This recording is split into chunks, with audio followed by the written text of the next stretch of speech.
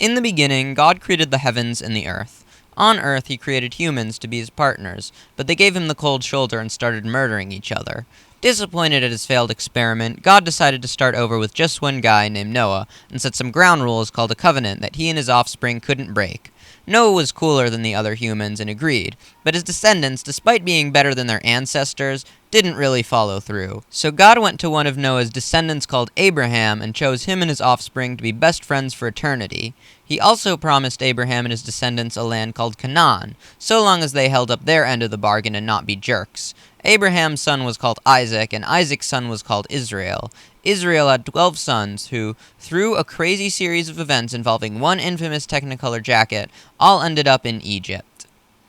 After just a few generations in Egypt, Israel's descendants had become an entire people group called the Israelites. The Pharaoh, worrying they would become a threat, enslaved them and tried to keep them from reproducing. Seeing that his people were being abused, God appointed an Israelite named Moses to inflict a bunch of awesome plagues onto Egypt and lead the Israelites to their promised land. But the Israelites, despite being miraculously saved, were real rambunctious and ungrateful, so Moses, speaking on behalf of God, gave them 613 commandments to follow for eternity.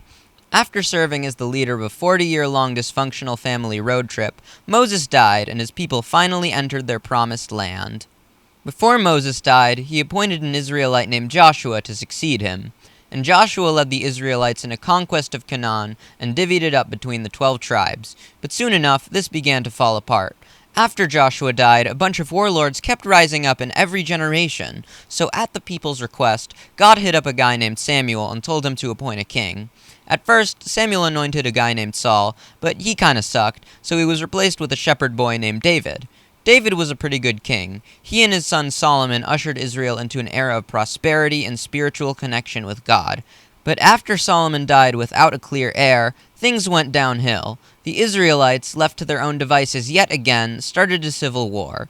God, taking a little break from babysitting, let the Assyrian Empire and then the Babylonian Empire take over Canaan. The Babylonians exiled the Israelites and destroyed the holy temple they built, leaving them mourning over all they had lost.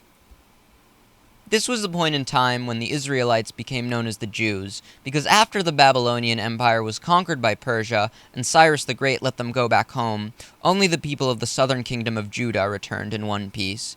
This is kinda where the Bible story ends, but the Jewish story continued even after prophecy ceased. They were forced out of their land again by Rome, creating a second diaspora. Judaism outside of Judea thrived in major hotspots like Spain, Poland, and Iraq. But they didn't last. In 1492, an edict known as the Spanish Inquisition saw the Jewish communities of Iberia destroyed, forcing them to either convert to Christianity, go elsewhere, or be killed.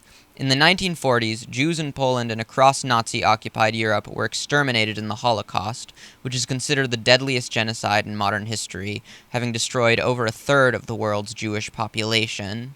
By the early 50s, Jews were ethnically cleansed from Iraq and other Arab lands after decades of anti-Semitic violence that had become state-sanctioned. Today, there are less than 30,000 Jews in Spain, Poland, and Iraq combined. But according to Jewish tradition, the ancient prophets, spokesmen for God, assured the Jews that God would one day send a messianic king from the line of David to regather all the exiles back to Canaan and usher an era of peace, just like he promised their founding father Abraham. While many have pointed to the modern state of Israel as a fulfillment of this promise, it's important to remember the other end of the bargain and the sort of role we're expected to take on. In the Bible, God created the Jewish people for the same reason he created humanity. He wanted friends who would help him clean up the wounds that other people had left on the world. So regardless of how observant you are as a Jew, the religious tradition of our ancestors definitely teaches us important things about the cycle of violence and corruption and how we can escape from it. The Torah orders us all to claim the positive roles that the God of our ancestors assigned us millennia ago, so we can all make the world a better place.